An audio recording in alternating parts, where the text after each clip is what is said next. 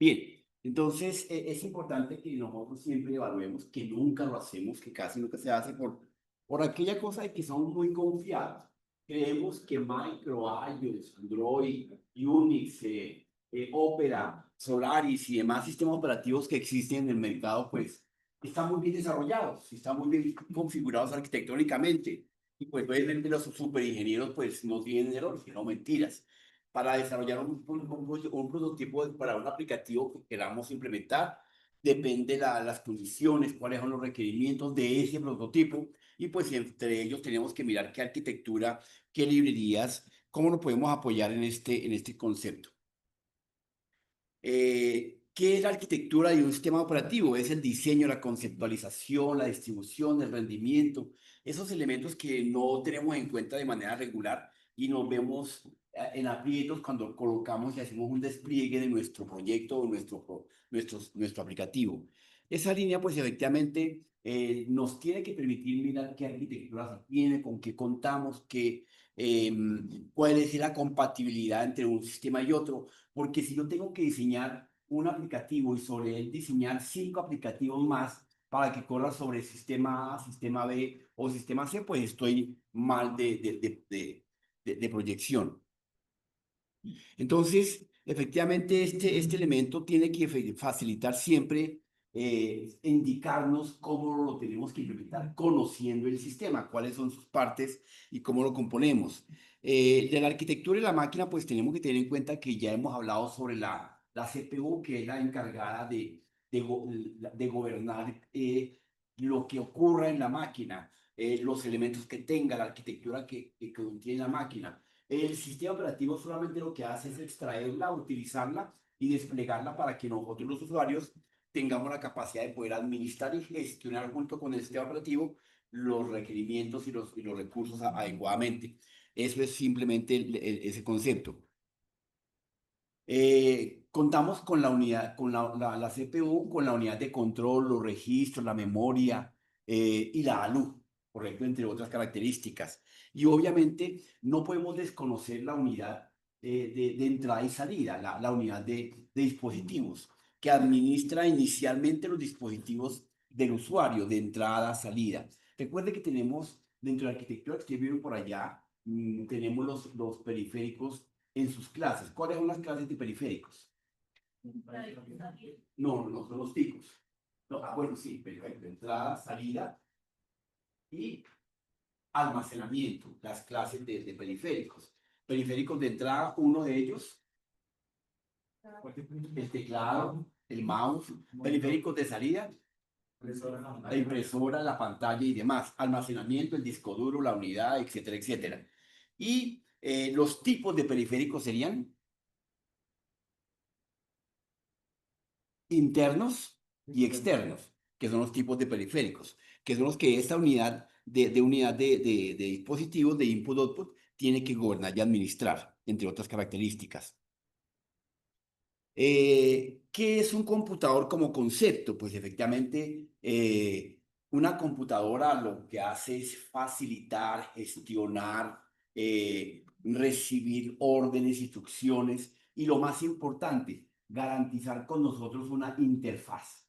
Y por eso es que se habla dentro del mundo del diseño, ustedes que son diseñadores de software, de dos entornos básicos. ¿Cuáles son los dos entornos de diseño? Wii y CLI, que son los entornos de diseño gráfico. Cuando yo estoy en un entorno como el que estamos viendo, es un entorno tipo Wii. Cuando estoy en un entorno tipo consola, es un entorno tipo CLI. Y eso lo tenemos que tener en cuenta cuando inclusive veamos el setup de la máquina, porque ahí nos presenta cómo nos va a presentar, cómo va a ser esa interfaz entre máquina y usuario. Porque la funcionalidad final de un sistema operativo es permitir al usuario una interfaz como tal. Bien, dentro de ese esquema, pues efectivamente debemos de identificar cómo surgen los sistemas operativos y para qué fueron creados. Como propósito, establecer una interfaz amigable para el usuario, no más. Esa es la funcionalidad final. No gobierna porque no gobierna la máquina. Quien gobierna la máquina es esos muchachos, no. La CPU, no olviden. La CPU es la encargada de gobernar la máquina. Nosotros simplemente somos eso, usuarios, nada más. Y le enseñamos a ella cómo prestamos el servicio. Y obviamente para el resto de actividades y tareas. Entonces, desde aquel entonces, 1954, en promedio, tanto Harvard como Von Neumann diseñaron una arquitectura de compatibilidad entre la lógica y la máquina, el software y el hardware. Porque recuerden que los dos elementos más importantes de informática, ¿cuáles son? Es mismos, software y hardware. Esos son los elementos de informática. Con base en eso se despliega todo lo que nosotros conocemos. La IoT, Internet de las cosas, la Big Data, la analítica, etcétera. Siempre estamos ligados a la origen de la informática, partiendo del concepto inicial de lo que es un sistema, que eso ya lo hemos repasado. Entonces, desde esa línea, pues efectivamente el primer creador de la arquitectura de un sistema operativo, arquitectura de un sistema operativo, es el señor von Neumann. Bueno, se habían creado otros prototipos adicionales, pero no hayan sido funcionales. Cuando ya estábamos en la época del CPM y llegando a la línea de Bill Gates, cuando empezó a promocionar el famoso DOS, que fue el primer sistema operativo, digamos, el padre del sistema operativo, ¿cuál es? ¿Cómo se llama? Unix, correcto, dentro de esa línea. Pero quien realmente estableció un sistema operativo comercial, ¿cierto? Fue el señor Bill Gates junto con el señor Adam Smith. Dentro de esa línea, efectivamente, surge el señor von Neumann que decía, bueno, tenemos que gobernar la administración de la máquina adecuadamente. ¿Qué elementos tenemos que tener en cuenta? Ya se estaba intercreando un procesador adecuado para el gobierno, porque inicialmente tanto el ENIAC como el UNIVAC, todas esas máquinas que solamente eran engranajes de piñones, ni siquiera había válvulas, todavía no estaban implementadas. Era sola chatarra pura y dura, pero para poder que ya la máquina funcionara una conexión, una comunicación, es cuando surgen las primeras arquitecturas. Entonces, Newman nos presenta esta arquitectura básica en esos tres elementos. Tener una memoria, tener una CPU y tener una unidad de entrada y salida. ¿La memoria para qué? Para que eso pensado en la cabeza del ser humano. ¿Cómo funcionaba? Básicamente en eso. Una memoria, un razonamiento y unos elementos de entrada visible, de voz, de video que tenemos nosotros tal cual. Ese es el ejemplo, porque recuerden, no olviden, queridos cuasi ingenieros, siempre se ha intentado llevar todo lo que le ocurre al ser humano y lo que hace el ser humano al mundo de la informática. Porque así como Dios creó al hombre en su imagen y semejanza, nosotros intentamos crear este bicho. Y ahí vamos, en ese punto. Ya lo tenemos casi razonando, ya lo vamos a poner a caminar. En varios países ya hay diferentes sirvomecanismos andando actualmente. Entonces, con estos tres elementos ya efectivamente se intentaba organizar la administración, la gestión de los datos para su estructura básica. Newman estableció que las memorias tenían que ser de los niveles básicos. En ese entonces solamente salió la memoria RAM, la memoria ROM, no más. Ya ustedes saben que era memoria RAM, ¿cierto, compañero? ¿Qué es?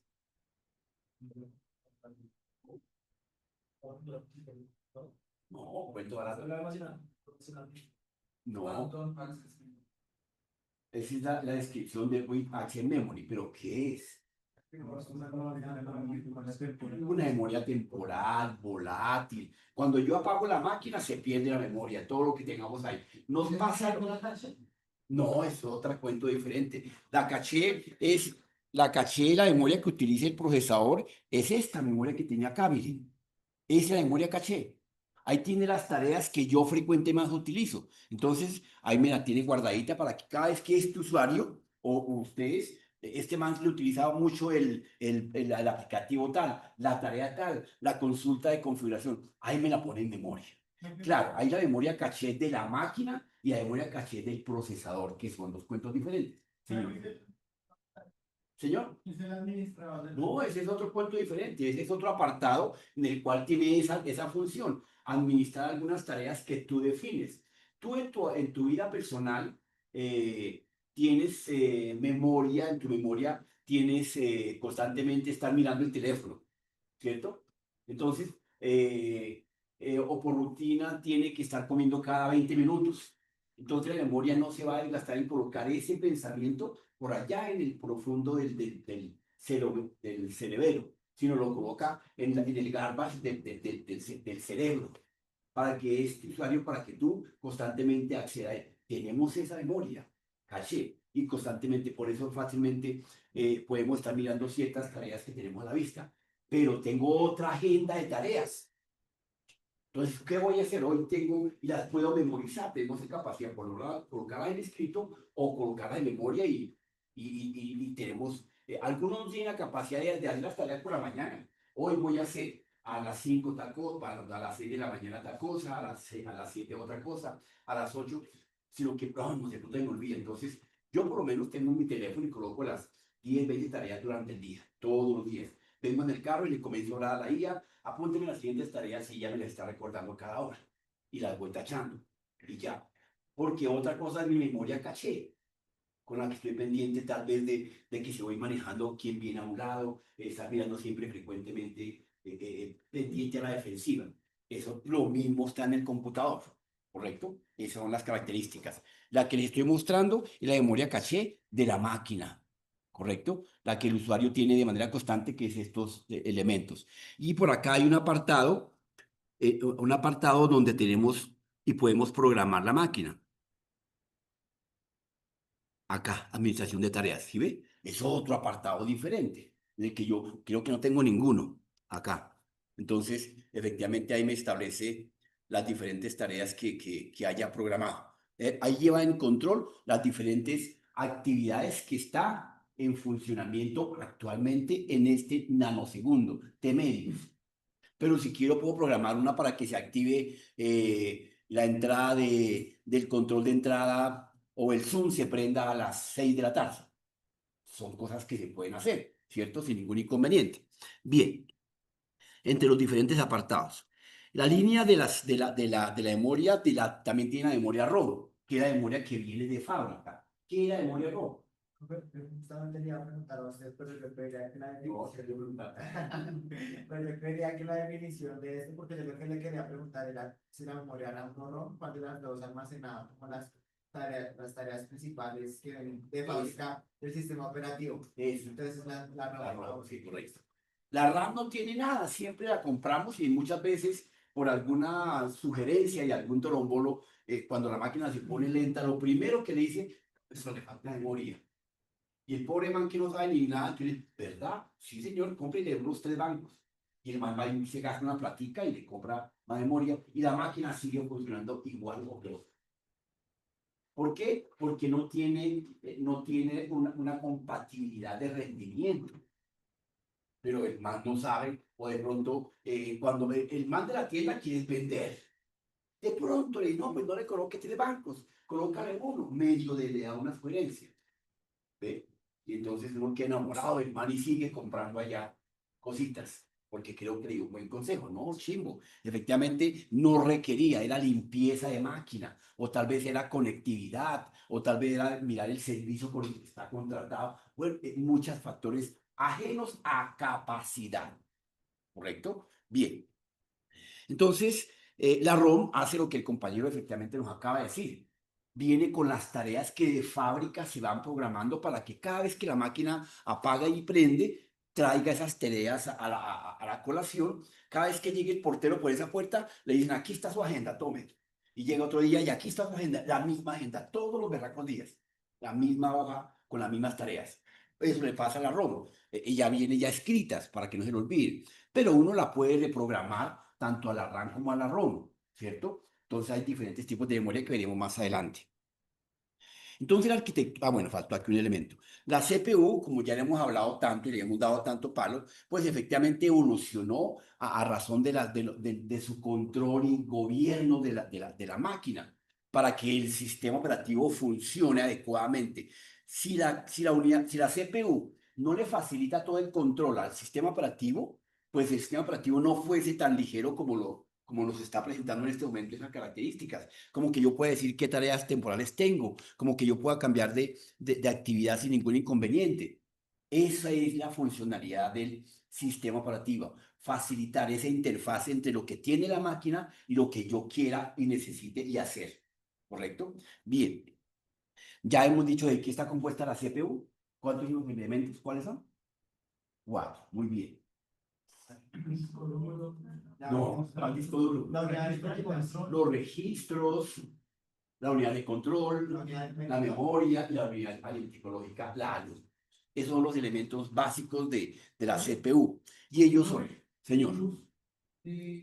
¿Dónde va ¿Quién? el cable de uso? Ah, no, no, ese es otro cuento que ahorita hablamos más adelante. Sí, para que ellos se comuniquen necesitan de algo, lo que él dice, efectivamente, pero para que se comuniquen.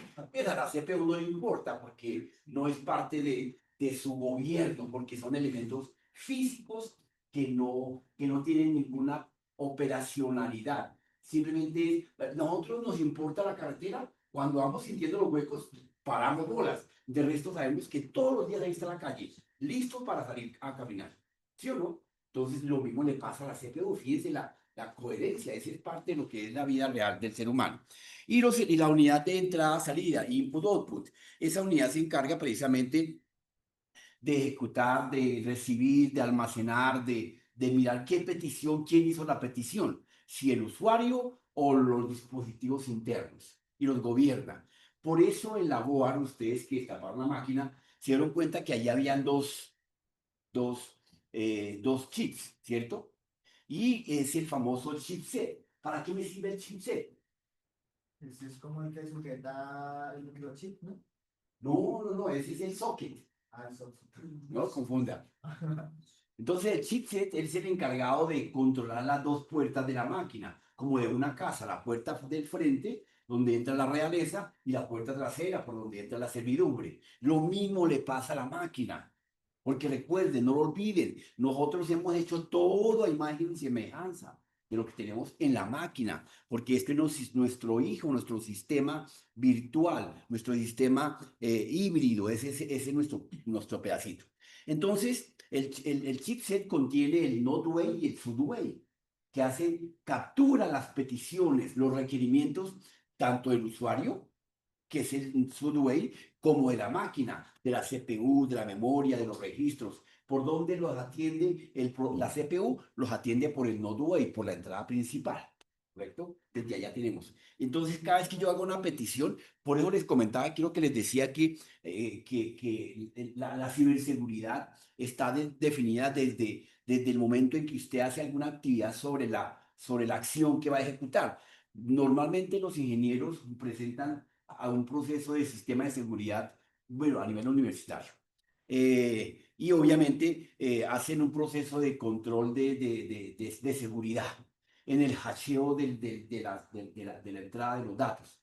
Por eso se establecen procesos para generador de contraseñas, ¿cierto? Porque si yo no hago, si yo me invento la contraseña, eso es chimbo, la descifra uno en medio de nanosegundos. En el teléfono existe cualquier cantidad de aplicativos para descargarlos de las tiendas y descifrar contraseñas. Eso hay que pagar 300.000, 500.000 pesos, pero lo hace uno en 2 segundos, menos de 2 segundos, lo que le comentaba al compañero. Yo me arrimo a hablar con mi compañero en el teléfono y activo mi app para poder conectarlo y le digo, hola, ¿cómo te va? ¿Cómo te ha ido? ¿Qué hay de urgencia? Bien, buen día, ya estuvo hackeado, punto. Llego acá, apago el controlador y luego cuando ya quiera ir a chismosear, entonces vuelve activo y él está chateando y ya que puedo panearlo sin ningún problema. Eso ha avanzado brutalmente. Entonces, la unidad de dispositivos de entrada y salida mantiene esas características. Almacenamiento, entrada, salida, dentro de sus clases de periféricos adecuados. Y en esa línea, pues efectivamente se diseñó la arquitectura de Newman, que desde el 54 estableció cómo conectar los periféricos y cómo sería la eficiencia y la eficacia, porque de ahí se estableció esa característica. Imagínense que ha sido tan poderoso este algoritmo que no hemos podido tumbarlo. A hoy, en los Core 30.000, Core 15, Core 8, Core lo que quiera, sigue funcionando esa arquitectura. O sea, es muy poderosa. Ni siquiera Harvard. Harvard fue derrotado desde 1954. O sea, sí se utiliza la arquitectura Harvard, pero para otras cosas muy puntuales. Pero a nivel genérico, la arquitectura de ninguna manera que comanda la situación. ¿Qué tenemos? Lo que hemos venido hablando. Todo este es el procesador, ¿correcto? Que contiene primordialmente la CPU, ¿cierto? Que está aquí encapsulada en este entorno. ¿Qué contiene la CPU? Los registros, la unidad aritmético-lógica, la memoria y la unidad de control. Son los elementos que contiene la CPU. Y desde ahí se gobierna absolutamente todo. Y le pegamos un oblijo, la unidad de entrada y salida, la dispositivo de input-output, que es la encargada de verificar los periféricos, tanto internos como de salida, como de almacenamiento, como peticiones internas y externas, gobernadas desde otro gobernador, desde el chipset, en el Sud y Norway, ¿correcto? Entonces, con esta arquitectura efectivamente se gobierna la máquina. Cuando estando la máquina encendida, hoy en día se puede conectar y desconectar cualquier elemento, hasta un disco duro, hasta un chip en caliente, en plug and play. Las máquinas del Pentium 1 hacia atrás, tocaba apagarlas. ¿Qué le voy a conectar el mouse? Si lo conectaba, o el mouse se quemaba o el puerto se dañaba. ¿Ve? Entonces, pero no, si estaba bueno, claro, estaba. Pero como no nos habían dicho que si yo conectaba en caliente, se dañaba la máquina. Y eso pasaba, efectivamente. En algunas marcas, chichis, que efectivamente, la marca, la Hewlett Packard era de esa característica, esto es Hewlett Packard. Ha modernizado bastante, pero entre ellos la Hewlett Packard era de la Dell, una porquería, eso, cualquier cosa fallaba con Dell. O han mejorado hoy en día, pero pues tienen problemas. Entonces, bajo esa estructura, digo, bueno, y ahora ya está quién va a gobernar qué y cómo se hace qué tarea. Entonces, ahí están los elementos. La memoria que es la encargada de distribuir las direcciones donde se almacenaba el dato de la petición, dependiendo quién la llevaba, entonces le botaba un registro, ¿cierto? Acá en proceso al control de la unidad de control, dentro de la CPU. Entonces, botaba un registro que lo almacenaba en la memoria. La unidad metodológica, bajo la operación que se estuviese haciendo, siempre tiene que hacer una operación matemática o lógica, ¿cierto? Por eso aritmético lógica es porque utiliza las comparaciones, como la máquina realmente no sabe sumar, realmente no sabe nada de eso, lo sabe hacer. Ella simplemente trabaja con puro razonamiento de lógica, con compuertas. Recuerda que ustedes por allá la vieron la AND, la OR, la XOR y todo lo demás, ¿o no han visto eso? Sí, ¿cierto? Entonces, así trabaja la unidad meticológica y hace todos los procesos de matemática y lógica, perdón, de matemática en lógica, ¿correcto? Por eso ustedes ven, creo que ven una materia que se llama matemática, aritmético-lógica. Lógica matemática, me olvido. Bien, entonces, esas son las características de nuestra arquitectura de Harvard diseñada hasta nuestros días, hasta nuestros días. Inclusive, es factible que la cuántica llegue y la siga utilizando. La cuántica, efectivamente, que nos va a absorber, yo le había pronosticado por los años 50, pero seguro que nos va a absorber en los 40, casi que estoy plenamente seguro, porque ya al menos Alemania sacó un primer texto con cuántica. China está en la línea, en el segundo nivel. Estados Unidos a ver, sube o baja. Ya tiene dos cositas, pero no ha podido probar. Porque recuerden que, ¿cuál es la medida cuántica? El quantum, ¿cierto? También tiene ceros y unos, pero ese, a diferencia del cero y uno del bit y el byte, ¿cierto? Pues efectivamente, cuando yo hago un proceso en computación básica, envío un dato a través de este muro, no pasa. En cuántica, allá al otro lado me recibe el dato. Es factible, claro, porque esa es la línea de la física, de la cuántica. Entonces, es factible lo que se llama omnipresente, ¿cierto? Que está en todas partes. Claro, es factible que yo mande aquí un estado cero y allá me aparezca en uno, pero es el mismo contenido. El quantum es tan sensible que con solo mirarlo se transforma. Por eso tiene que navegarse a menos 75, 64 grados Fahrenheit. De resto, y eso es lo que se está buscando. ¿Cómo le ponemos una nevera a la máquina? Pero ya se tiene la solución. O sea, no hay impedimento. Entonces, desde esa línea, efectivamente, se diseñaron lo que él estaba comentando y necesitaba, los famosos buses, ¿correcto? ¿Cómo transportamos la comunicación de la unidad de control hacia el resto del universo, de la memoria hacia los registros y los registros y viceversa, a través de los diferentes buses? Claro, había que diseñar diferentes caminos para transportar datos diferentes. Entre ellos los datos de contenido, ¿cierto? Los buses de datos, entre otros las órdenes que impartía la unidad de control, que son los datos de control, el bus de control, de datos de control, y el bus de direcciones, donde desde la memoria y los registros se disparaban direcciones para que se almacenara, ubicara una memoria. Imagínense la memoria tanto de la RAM como del procesador, como una matriz de Excel, la misma. Cuando nosotros cruzamos el 1 con la columna A, entonces tenemos un punto de referencia, A1. Así ocurre lo mismo con ese registro con las direcciones de los buses, con el bus de datos. Entonces, fíjense que aquí ya tenemos el gobierno de la memoria, los dispositivos de entrada y salida, la CPU con todo su equipo, ¿cierto? Comunicándose aleatoriamente sin ningún inconveniente. Harvard intentó hacer lo mismo, pero ya miramos el concepto.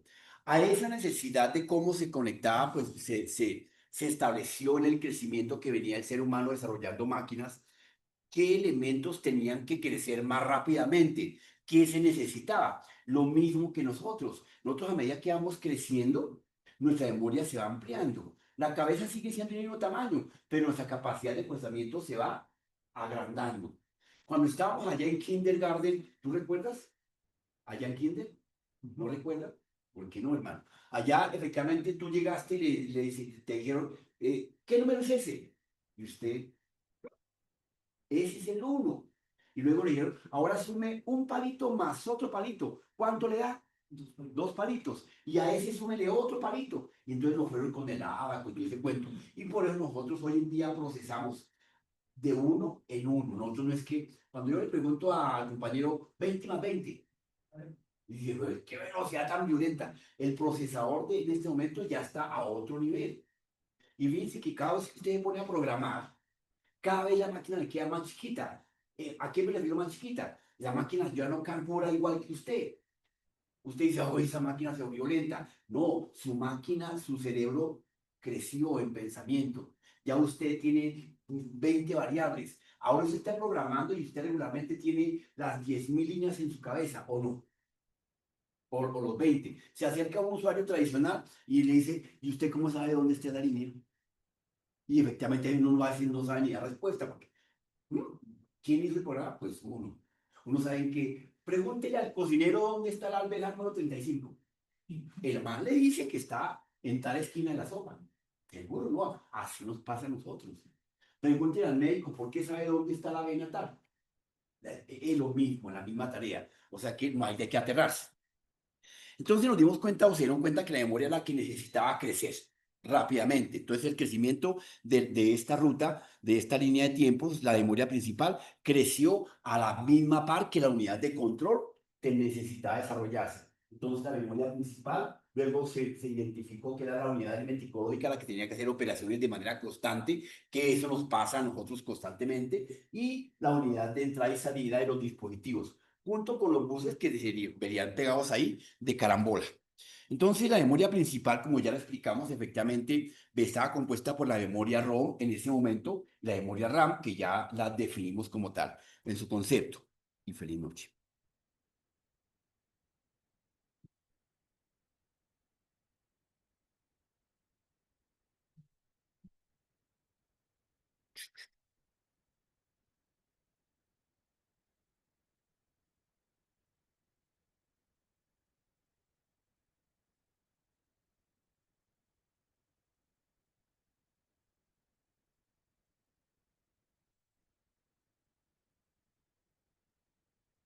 Bien, entonces, en ese orden de ideas, efectivamente, la memoria, la unidad aritmético-lógica como segundo elemento, pues la encargada de hacer los procesos como habríamos hablado también, pero todo es simple de la lógica, no más. La máquina no razona como nosotros, ¿correcto? Nosotros, yo hoy en día sigo convencido que nosotros no sabemos sumar, sabemos es contar. Siempre que vamos a contar de los números del 1 al 1000, contamos siempre de uno en uno. Y le vamos sumando uno. Y por eso nos queda fácil hacer la serie de Fibonacci, los números del 1 al 30.000, los primos, porque le enseñamos tal y como le enseñamos nosotros a la máquina en ese concepto. Y de ahí profundizamos en programas mucho más avanzados. El siguiente elemento es la unidad de control, que es la unidad encargada de gobernar, de establecer las condiciones. Es el general que se para en la puerta y establece las diferentes órdenes de quién, cómo y qué se debe o no hacer. Y la unidad de dispositivos de periféricos de entrada y salida. Entonces, para poder interconectarlos, como dijimos, están los buses. Los buses en su primera línea, el bus de control, que circulan las señales, las órdenes, las instrucciones que establece la unidad de control. El bus de direcciones, que solamente circulan las direcciones de memoria o los registros que se van necesitando adecuadamente. Por último, tenemos el bus de datos, no, por último no, el bus de datos que efectivamente solamente transporta los datos del ser humano o de uno que otro que produzca la máquina, aunque no se producen datos, los que el hombre necesita almacenar, leer, escribir o modificar o demás características, realizar todo el CRUD necesario. Bien, entonces llegó la arquitectura, aquí lo traemos a colación porque necesitamos comparar la arquitectura de Harvard contra la de Newman. Como se dan cuenta, la arquitectura de Harvard tiene dos memorias, ¿cierto? Esas dos memorias efectivamente le quitan tiempo de procesamiento a la unidad de control. ¿Por qué? Porque no es lo mismo estar atendiendo dos mesas como mesero, ¿cierto? Que una sola mesa como mesero. Entonces, cuando hay, o lo mismo que pasa aquí en clase, cuando uno está atendiendo a un estudiante, profe, venga para acá, entonces ya voy. Entonces uno tiende, de pronto se despida, ¿qué es lo que querías? Pero, profe, tal cosa, alcanza uno a despistarse. Eso le pasa a la arquitectura de Harvard. Entonces tiene un tiempo de medios de retardo para poder atender las dos memorias. Sigue contando con la unidad aritmético-lógica, sigue contando con la unidad de dispositivos de entrada y salida, como tal, para su gobierno, ¿correcto? Pero entonces esta arquitectura era muy sonsa, solamente se dejó para super máquinas, para máquinas del Estado, para la lectura del clima, exploración de petróleos y toda esa clase de procesos de gran escala, para eso sí son súper buenos. ¿Okay? Claro, no tiene la misma velocidad de procesamiento que una arquitectura de Newman, pero igualmente tiene mucha capacidad de poder, porque cuando uno está leyendo el clima, se tiene que leer por lo menos unas 30.000 variables. Si estamos explorando, tenemos que tener otra lectura de otras cuantas variables para poder realmente cruzarlas y tenerlas en la línea. No es que la máquina, la de Newman, no pueda leerlas, pero efectivamente necesitaríamos memorias adicionales como ya usted la conoce, los discos duros, las pendrive y demás características, entre otros.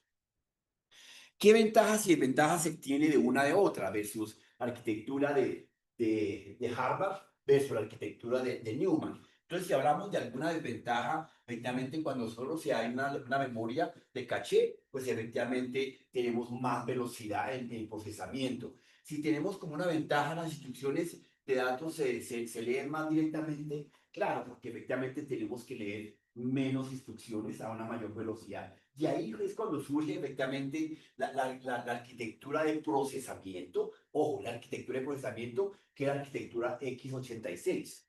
Hasta los 2015, 2010, surge la arquitectura ARM, que ya le hemos venido hablando, ahora les paso un video. Entonces, en esa línea, ¿qué ventajas y desventajas tiene Newman? Las limitaciones de la velocidad de operación causa bus único proceso. Pues, ¿qué significa? Que la capacidad de la velocidad va a depender de la capacidad de la memoria que le lleguemos a instalar. Fíjense que a medida que nosotros le instalemos más memoria a nuestra máquina, tendremos un rendimiento más profundo, una capacidad más amplia. ¿Qué ventajas tenemos en cuenta? Uno, es uso más eficiente de la memoria, más simple. Cada vez que nosotros tenemos que limitar la capacidad de memoria para la tarea B, para la tarea A, pues obviamente la máquina no nos va a dar el rendimiento adecuado. Pasa mucho en la programación. Cuando nosotros no limpiamos memorias, variables de un proceso, de un apartado a otro, automáticamente esos resultados nos va a afectar la otra rutina que estemos llamando si estamos utilizando las mismas variables, entre otras características. ¿Qué otro tipo de procesamiento tenemos y memorias adicionales? Pues obviamente tenemos aquellos sistemas operativos que tienen un sistema de multiproceso. Entonces, donde ese sistema se encarga de realizar por diferente procesador una tarea específica. Lo vemos mucho en los servidores, ¿cierto? Atendiendo 1000 tareas, 1000 peticiones, con los periféricos de entrada, la memoria principal disponible para tal situación, entre otras características. Las tareas de multiprocesador, sus ventajas, entre otras características, procesamiento paralelo. Las desventajas, no establece un paralelismo de peticiones. O sea, cuando yo puedo sacar unas impresiones en línea en paralelo, pero no puedo recibir instrucciones en paralelo, ¿cierto? Yo recibo petición por petición. Eso tiene esas desventajas de los multiprocesadores, que tenemos que, hay un sistema central que gobierna los diferentes procesadores, como el Core i1, Core i2. ¿Cuántos procesadores tenemos en Core i7? Procesadores. Sí, Eso es por núcleo, ¿no es? por núcleo, claro, cada núcleo es un procesador.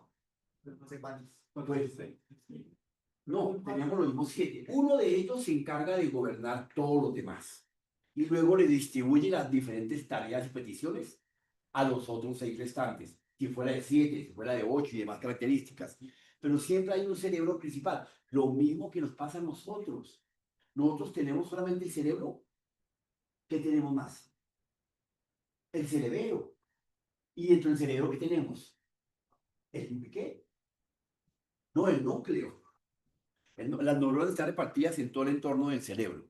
Entonces, el núcleo central, efectivamente, es el que se encarga de gobernar al cerebro y el cerebro al resto de los componentes de la cantidad de sensores que tenemos por todas partes. Se encarga de estarlos atendiendo constantemente. En este caso, lo mismo pasa acá, es multiproceso. Aquí tenemos diferentes peticiones de miles de usuarios en un servidor atendiendo de manera local cada tarea tranquila y sin ningún inconveniente, sin fatiga, sin sobrecarga ni sobrecarga para nada. Bien. Sistemas distribuidos. Cuando hablamos de sistemas distribuidos, efectivamente es porque se establece un procesador con sus características para esa actividad, su propia memoria, sus propios periféricos de entrada. Entonces, un servidor que tenga que atender una red de clase WAN con 5 tipologías de malla, en tipo malla. Entonces, a esa red el procesador, el sistema central, se encarga de asignarle los recursos a cada sección. Entonces, o si no, imaginémonos una empresa que tenga que tener 20 servidores. No tendría ni capacidad de compra, ni rendimiento, ni usabilidad, nada, sería un desastre total. Entonces, ese procesador se encarga de asignar recursos y se encarga de distribuir memoria, ¿correcto? Lo vemos mucho en las conferencias, lo vemos mucho en la banca, lo vemos mucho en las IPS. Hay sistemas distribuidos para diferentes secciones de la IPS. Se encarga un núcleo de ese procesador, de ese servidor, para que los usuarios estén conectados debidamente. Claro, porque necesitamos consultar el estado de las hojas de vida, voy a inventar, de los pacientes, el estado de inventario de la IPS, el estado de inventario, el estado de administración del personal de la IPS. Entonces, a cada uno le encargan las tareas con su propia memoria de proceso, cosa que no invada y no se fatigue, porque si estoy consultando los recursos de la IPS, es factible que la máquina se fatigue y por estar robando memoria al procesador de consulta de hojas de vida de pacientes, pues puedo retardar el proceso. Aún así, por capacidad, ustedes se dan cuenta que se retarda. ¿Por qué lo sabemos? Porque, ¿qué nos dice la operaria? El sistema está lento, señor, espere un segundo. Y eso nos pasa, a pesar de que estamos en sistemas distribuidos. Bueno, aquí ya lo vimos, efectivamente, la distribución del mismo. Ahí nos faltó un sistemas embebidos. ¿Cuáles son los sistemas embebidos? Que solo tienen la- Exacto. la- Exacto, solamente son para las lavadoras. Se encargan de trabajar solamente para esa actividad, rotar. Como, bueno, nos llevan muy, van de la mano, van de la mano con administración de proceso, con los servomecanismos. ¿Qué es un servomecanismo? Un mecanismo que cumple una función así. circular. No, no, pues no tanto circular. Yo ya pero no es circular. Por lo menos el parabrisas del carro. Usted ve que ese es un servomecanismo, ¿correcto? Una cámara de estas, bueno, estas son más tontas que como tal, pero porque no se mueven para ningún lado, ¿sí? Una cámara que tiene una rotación para allá y para acá. Allá detecta, si son de las con inteligencia artificial, entonces detecta al ser humano y se mueve para allá y hasta donde le da la capacidad de rotación y ya. Y pues guarda la información. Esos son los famosos servomecanismos, ¿correcto? Y los sistemas embebidos, como los sistemas de una licuadora, de una lavadora, de qué más, de un microondas, de etcétera, etcétera, ¿correcto? Entre otras características. Bien,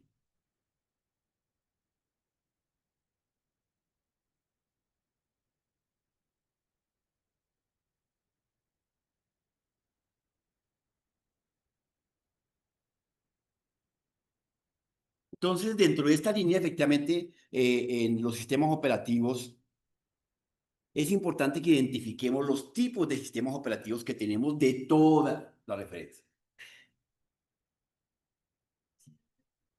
El sistema de ¿Sí? y el servomecanismo es lo mismo.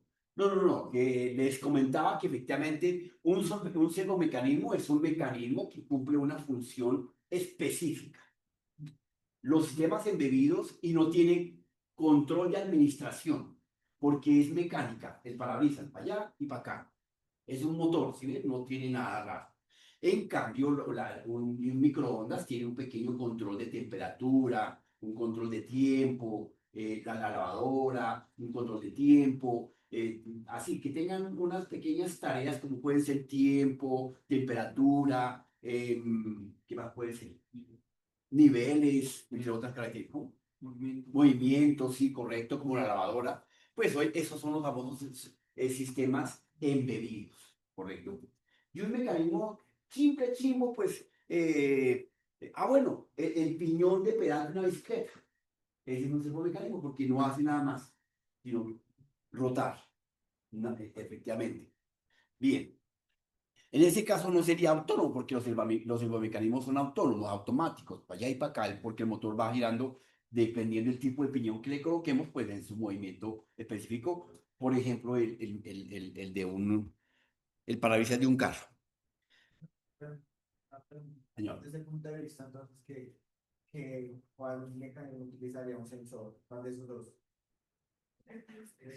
No, pues digamos es que los servomecanismos están diseñados para establecer la automatización de tareas, ¿cierto? Y los servomecanismos están diseñados para hacer, son los principios de los sistemas de automatización, ¿cierto? Si usted ve un sistema, no sistematización, que es diferente, ¿cierto? En cambio, la automatización de que siempre sea constante el movimiento, la rutina, la acción, el mismo tiempo, el mismo nivel, ¿cierto? Pero no tiene que a analizar si le está cayendo mucha o poquita agua, no, para nada.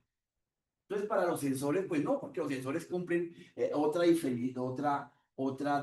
función diferente y no dependen de un servo o sistema embebido, para nada, ¿correcto? Porque los podemos instalar en como nos pasa a nosotros los seres humanos. ¿Cuántos sensores tenemos? Millones. Desde la punta del cabello del diente hasta la punta de la uña. Tenemos sensores.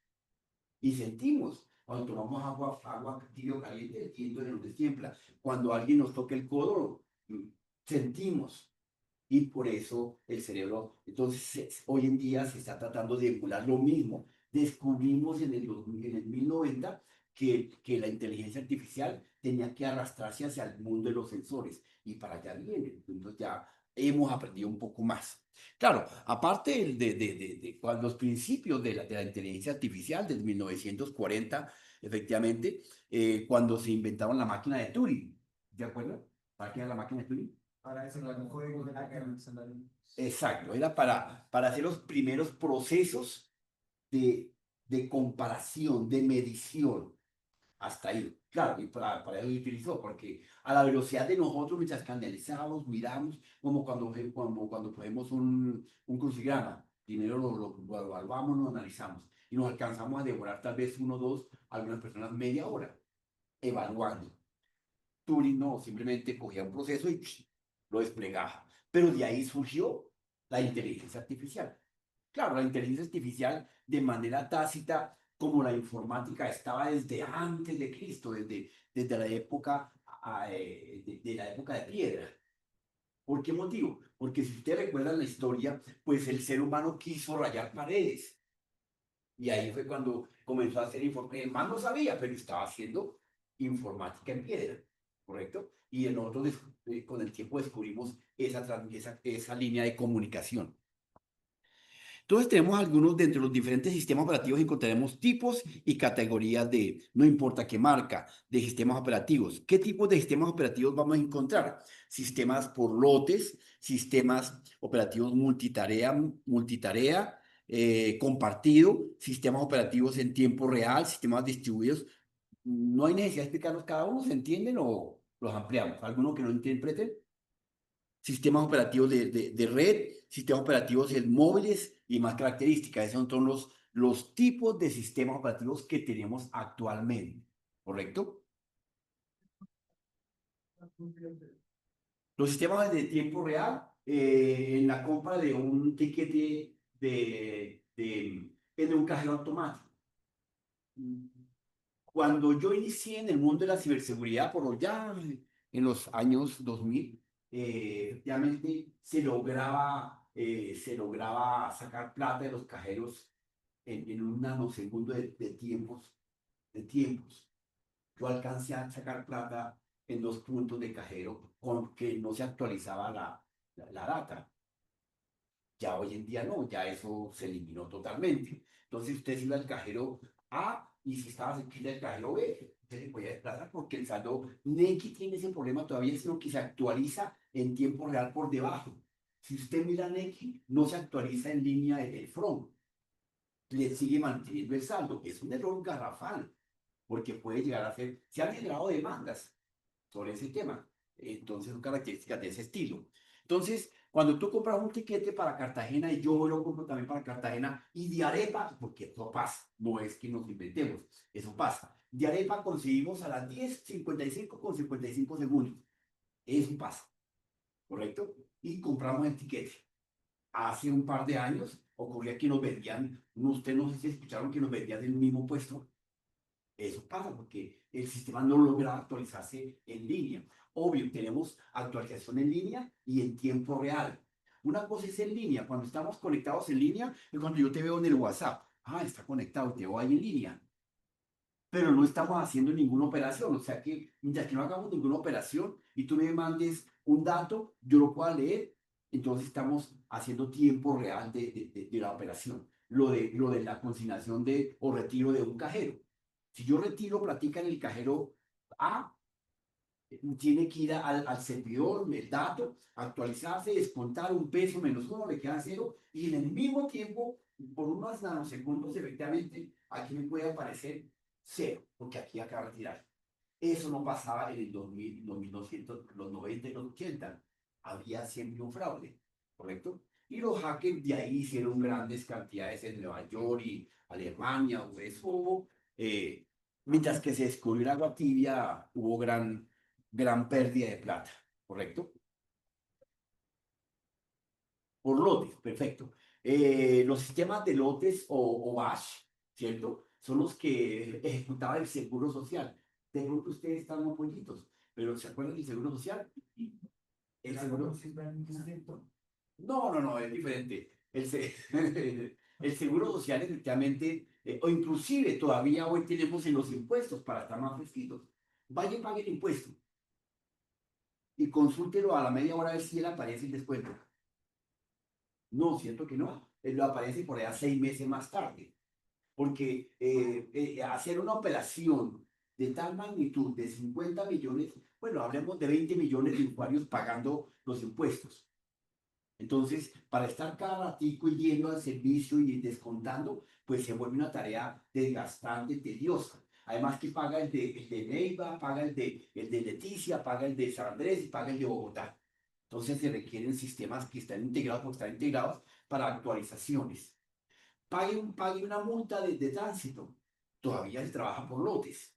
Entonces, va pagando, van cometiendo rutas o se van pagando las multas y los dejan ahí guardaditos. O sea, van haciendo un paquete, un lote. Cuando ya tienen 140, entonces va al centro del servicio, al servidor, y se descuentan los pagos y ahí aparece tal vez al día siguiente al usuario el paquito. Exacto.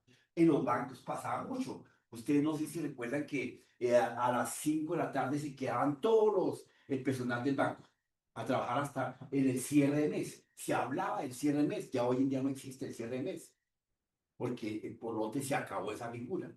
Ahora es en línea, transacción hecha, transacción causada. ¿Correcto? Exacto, sí.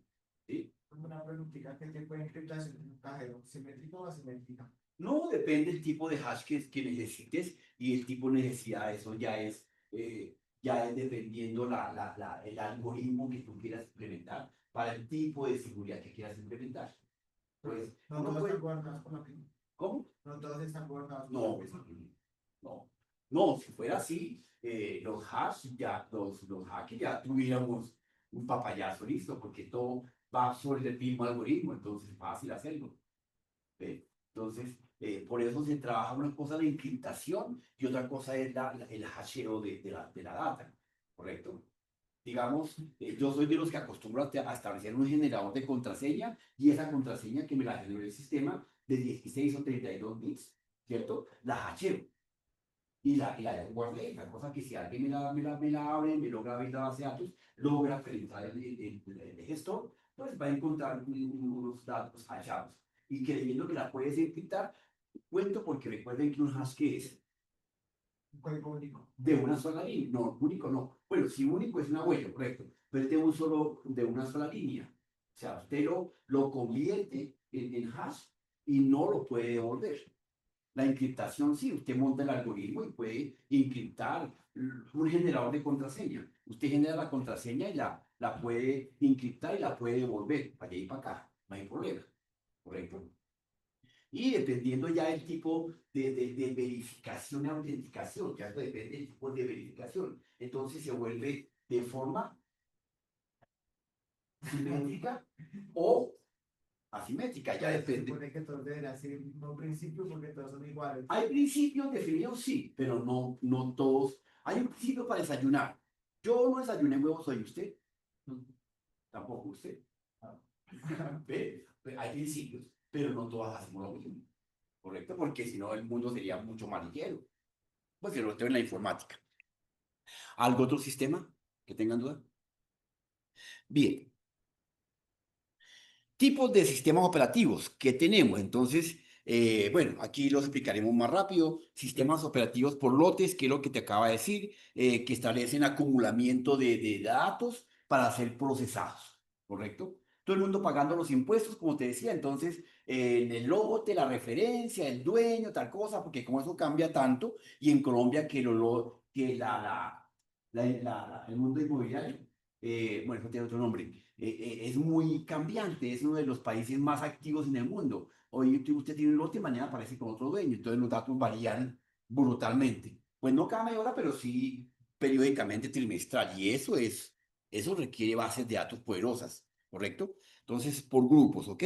Sistemas operativos multitarea o en tiempo compartido.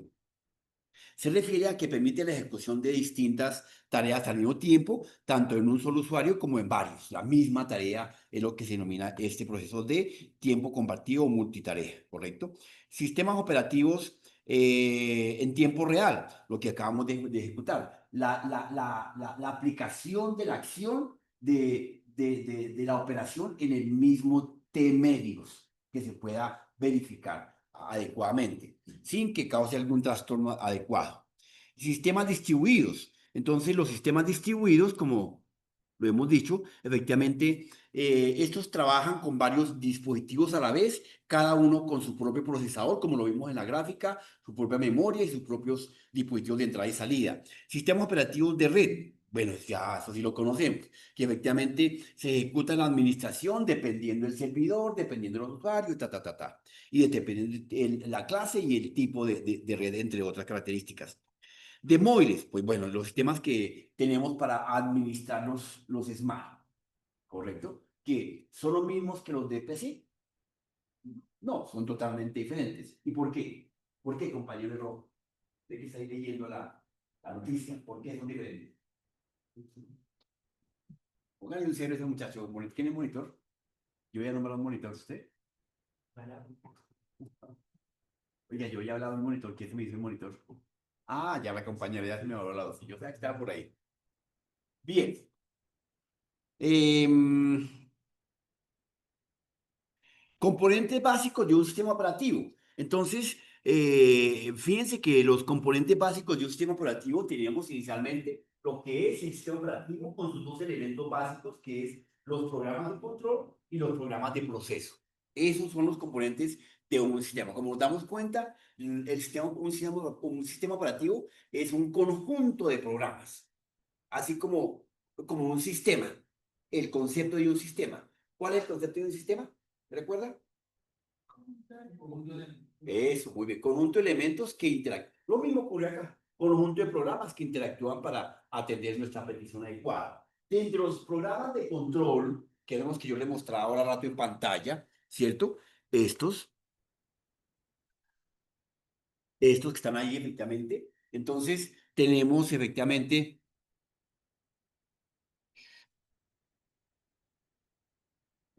los de control, gestión de procesadores, gestión de memoria, gestión de entrada-salida, gestión de datos, gestión de sistemas. Ellos son los que nosotros encontramos ahí en esa configuración. Y los sistemas los programas de control de proceso, efectivamente son los que hacen solo el traductor. Eh, el sistema, cada vez que usted hace un programa, no es que lo entienda. No, él tiene un traductor, él tiene un convertidor para poder hacer esa interpretación. Entonces, por eso nosotros tenemos que hacer un aplicativo en lenguaje de alto nivel, ¿cierto? Porque si lo hiciéramos directamente en un lenguaje de bajo nivel, como binario, lenguaje de máquina o como assembler, pues la máquina nos entendería mucho más rápido.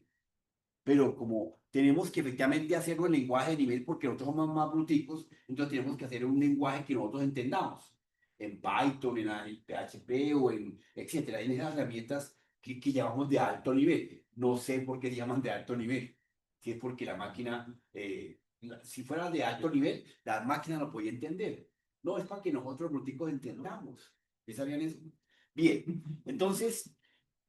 entre otros tenemos los programas de servicio, que efectivamente, que son los que hacen todo el control de la máquina, poder entender lo que le estamos enviando, compilando, traduciendo, entre otras características. Bien, entonces aquí les doy la definición del programa de control, programas de proceso, entre otras características. Bien, digamos acá, arquitectura, sistemas. Acá.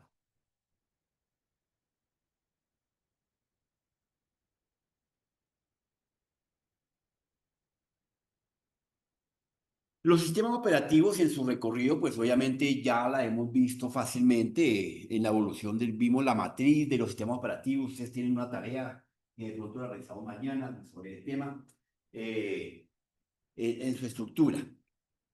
La definición plena del sistema operativo, ahí está. Léala, compañero. Ahí la tiene en pantalla. La definición. No la tenía, estaba por allá mirando otra vez. ¿Cómo? Definición. Un sistema operativo es, ¿no lo tienen? Vean. destinado a permitir la comunicación del usuario con un ordenador y gestionar su recurso de manera cómoda y eficiente. Esa es la definición de un sistema operativo. Fíjense que ahí no hablamos de gobierno, ahí no hablamos de superprograma, nada, lo básico, lo chimbito para que nos permita trabajar con las máquinas, no más, ¿correcto? Esa es la definición, no lo olviden. No importa qué marca, qué referencia, nada, es lo mismo. Desde Unix, Solaris, iOS, Mac, Windows, entre otras características. Claro. Operativo, claro que sí, señor. Es otra versión, ¿correcto? Inclusive Ubuntu se desligó de Linux en buena parte porque sacó su rancho aparte, ¿cierto? Casi que se está convirtiendo en un sistema muy famoso porque está pegándole muy duro a los smart, a los sistemas de telefonía.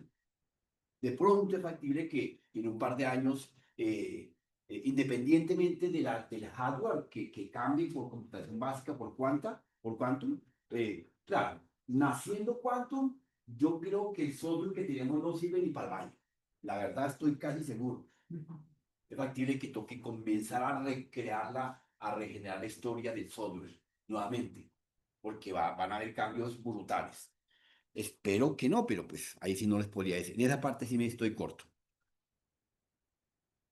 Claro, con Armando las tareas, como les decía creo que ayer, las tareas de un computación básica, una prueba, un test de rendimiento de esta máquina, se demora en promedio para que lo resuelva 7 años hoy en día. Lo ponen en las fabricantes de máquinas y de partes y piezas. Las máquinas la computación cuántica, como están en nacimiento, pues lo primero que hicieron los ingenieros fue ponerlas a prueba, ¿cierto? Entonces dijeron, la misma prueba que le colocamos a esta, 2 más 2, 7 años. Ahora, ¿usted cuánto se demora haciendo 2 más 2? 3 horas. Fíjense la velocidad. Es una cosa incalculable. Por eso la ciberseguridad está en peligro. Claro, tenemos dos conceptos. Una cosa es seguridad, otra cosa es ciberseguridad. Y ambos están en la Patagonia. Claro, tanto los hackers bueno, ustedes saben que tenemos 3 líneas de hacker estándar, ¿cierto? ¿Cuáles son? Blanco, negro y gris. No de color de persona, sino hackers de hago la aclaración porque pronto que alguien se ofende. Yo tengo una secretaria que le digo, hola, mi negrita, y él me habla blanquito. Entonces, pero están los hackers de sombrero blanco, hackers de sombrero, los red hats de sombrero gris. Cada uno cumple una función. Los anónimos y todo este rollo son de la línea de los negros. Eh, los hackers que invita IBM, Honda y todas las grandes marcas de carros, entre unas, que son los que más utilizan para hacer pruebas, porque hoy en día todos los carros vienen con un sistema operativo, con un computador. Imagínese uno a 300 kilómetros por hora por alguna autopista por allá en Dallas, que ahí son extensiones grandes. Y un hacker le dé por jugar porque y le coja uno el control del carro. Hasta ahí, pues, no hay otra vía. Entonces tienen que efectivamente garantizarle al Estado y en Estados Unidos, en Alemania, bueno, en Europa, tienen normas para que los carros salgan certificados con ciberseguridad de ese estilo. Constantemente los llaman para hacer esa clase de verificaciones. Hoy en día, con la domótica, eso se ha incrementado exponencialmente, ¿sí? Ya, y vean lo curioso. Ustedes saben que hay cámaras por montones en el mundo, ¿cierto? Y todo el mundo instala cámaras. Les voy a contar una infidencia. Hasta estas pinches cámaras están hackeadas. No tienen seguridad. Si uno se mete acá al tío Google, ahí encuentra una de las cámaras, pues yo le digo preguntar así, digamos, de manera jocosa, cámaras de la Universidad de Colombia. Y ahí aparece. Y uno puede entrar al mismo sitio. Porque los fabricantes de cámaras tienen su propia Mac.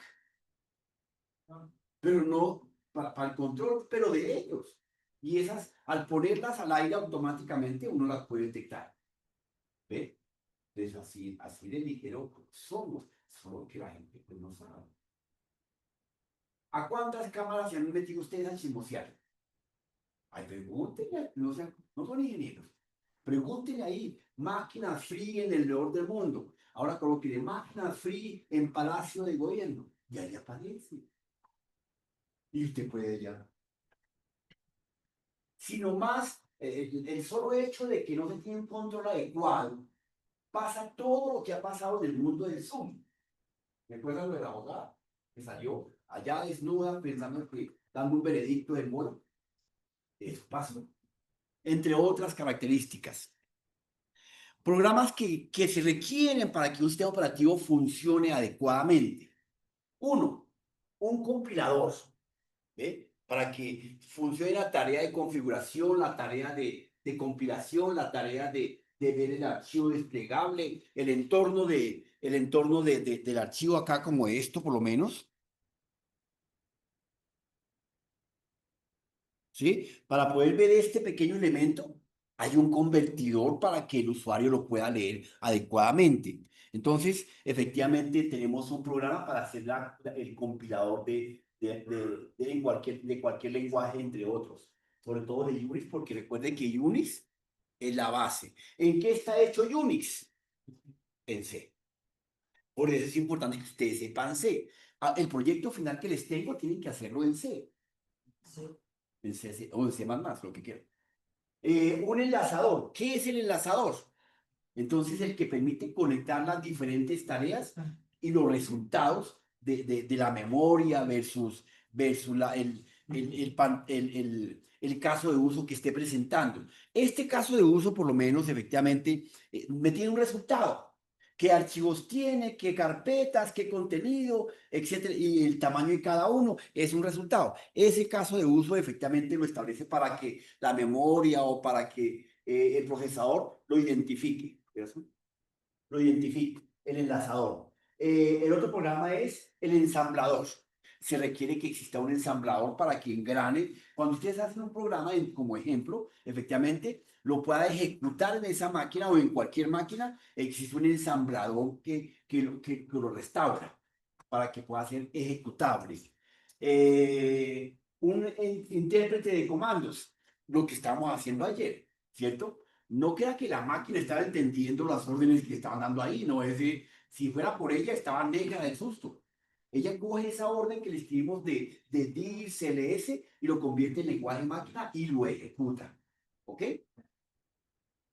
Una amplia biblioteca de lenguaje, sí, efectivamente tiene una amplia librería, APKs y demás características para entender todas las tareas del usuario, lo que él está cargando, instalando y demás características. Y por último tenemos un kernel o núcleo, que es el centro de toda la administración, donde se autoriza o se desautoriza, donde se establece el control total de la máquina para su ejecución adecuadamente. Esos son los programas que un sistema operativo debe tener. Si nosotros que vamos a hacer un prototipo de un sistema operativo, pues no vamos a coger todo, ¿cierto? De pronto implementaremos la consola de tareas, una terminal y un entorno de un caso de uso como el directorio, un directorio cualquiera, ¿correcto? Entonces haremos un pequeño modelo en Java. No, en HTTP no, porque ya, HTTP es para otra característica. Haremos un simulador en C++ o en C o en Java o en Python, lo que ustedes dominen mejor en esa línea. Les doy libertad. Ah, bueno, aquí está. ¿Qué características tiene los diferentes apartados? Como estos apartados que estamos viendo acá, que son los mismos que les voy a explicar aquí por encima, estos apartados, ¿correcto? Entonces, esas tareas efectivamente, administración de tareas, esa ejecuta los programas. Usted le da CMD o le da clic a una tarea, a un programa, y automáticamente se ejecuta, ¿sí o no? Eso es la simple tarea. El administrador de usuarios, usted tiene un apartado para tener qué tipo de usuario quiere, qué clave, contraseña, el nombre, un pequeño apartado, un caso de uso para que efectivamente usted haga tal acción. El manejo de recursos, que ahí, en lo que vemos ahí en esta listada acá, en esta línea, vuelvo y lo muestro, ¿cierto? Ahí tenemos el administrador de recursos, de tareas, de equipos, de red, de dispositivos. Todos ellos están acá precisamente los que les estoy acá explicando adecuadamente, entre otros. Sistemas operativos, las características más importantes, digamos, administración de tareas, se trabaja en monotarea, multitarea o multitarea.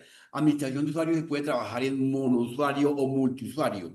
Y el manejo de recursos se puede trabajar de forma centralizada o distribuida, como lo que vimos en los sistemas distribuidos, que ya sabemos qué es. Ahí coloqué solamente, bueno, no solamente, ahí está todo tácito, memoria y input-output. Cuando hablo de input-output, están todos los periféricos que nos queramos imaginar. Nombra uno. Ese está ahí. Porque estamos hablando de input-output, ¿cierto? Bien.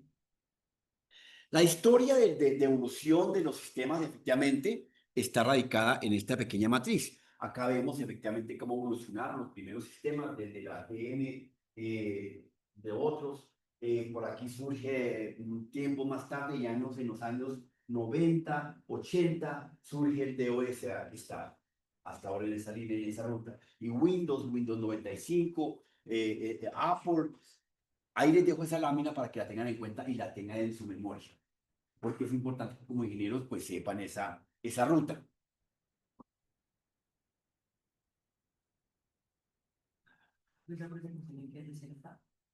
Esta no la he subido. Hoy les di cuatro diapositivas, ¿correcto? Esa la subo hoy entre la 4 y la 5. En dos, ahí van a quedar la arquitectura, que son dos diapositivas, dos láminas, pues dos presentaciones, y los sistemas, que también son dos presentaciones. De la gráfica anterior, los topes son los de más usados, los más Señor. usados. No, es la historia de tiempo. Esta es la historia de tiempo de la evolución de los sistemas operativos. Y mira, aquí está Solaris, FreeBSD. Obviamente que pues aquí hay unos de sistemas operativos para Smart, ¿cierto? Y otros para sistemas para supercomputadores. Por ahí tengo unas láminas de los supercomputadores, creo que está acá. Los sistemas operativos más comunes, pues aquí vemos que efectivamente tenemos el de Windows, en Micro, Mac, en Apple, Linux, de Linux, Unix, entre otros, y Android. Esa es como la ruta entre los sistemas más comunes y los que más se utilizan actualmente, que muchas veces no sabemos. Digamos, el más usado, más no el origen, porque recuerden que el origen, ¿cuál fue, compañero? Unix, correcto, no lo olviden. Bien. Está iOS con desarrollos de Apple, BitBCD. ¿Recuerdan de alguien me hablaba por allá de un sistema anteriormente que era el del PIN? ¿Cómo era que llamaba? Se me olvidó eso. El BlackBerry aquí está en el BCD. El Chrome de iOS, el Solaris, entre otras características. Bueno, así les dejo. Nada más raro que hay aquí, ya. Entonces, para que estudien, aquí les di sí, un abrebocas, lo tienen que leer, ¿no? Porque pues, el parcial que manda la literatura son siempre juntas, lo tengan en cuenta. Mis queridos, que duerman, que descansen, Dios los bendiga. Vamos a llamar lista, sí, un segundito, por favor. Sí, cuéntame.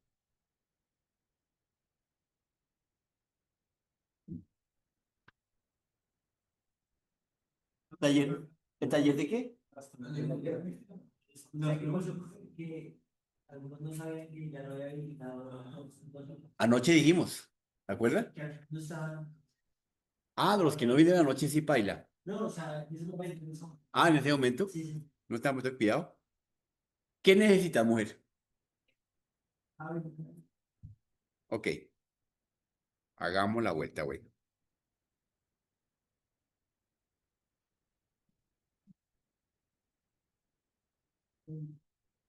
Pero no tengo aquí.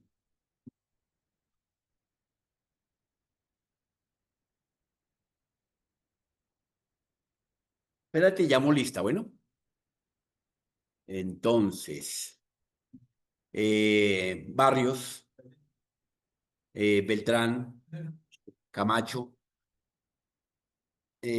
Casallas, ¿no? ¿Y no? Castro, Díaz Medina, eh, Díaz Bello, no mentiras, ¿qué? Fierro Bello, ¿no vino?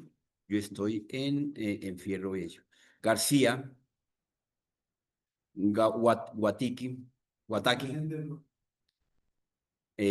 Guzmán, eh, Hernández Hurtado, ¿ha retirado?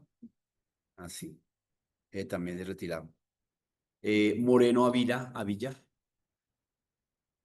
eh, Naranjo, Ocampo,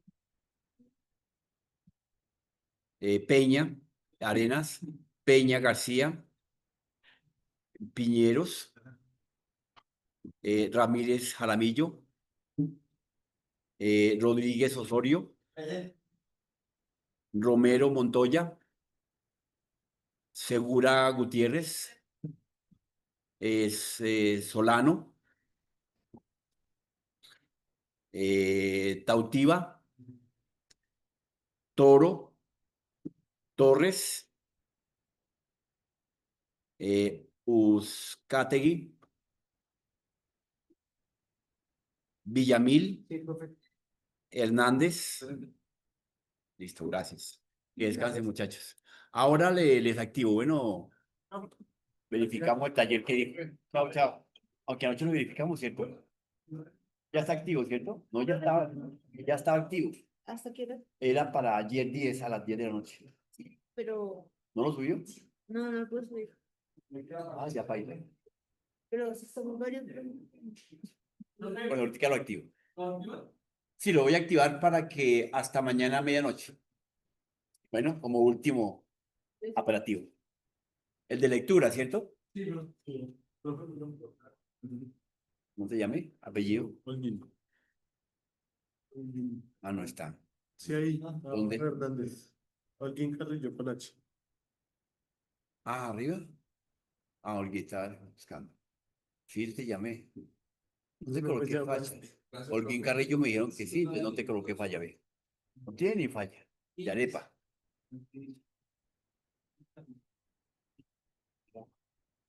¿Cómo te fue, monitora? ¿Apuntaste el que le puse uno? ¿Le pregunta? Gracias.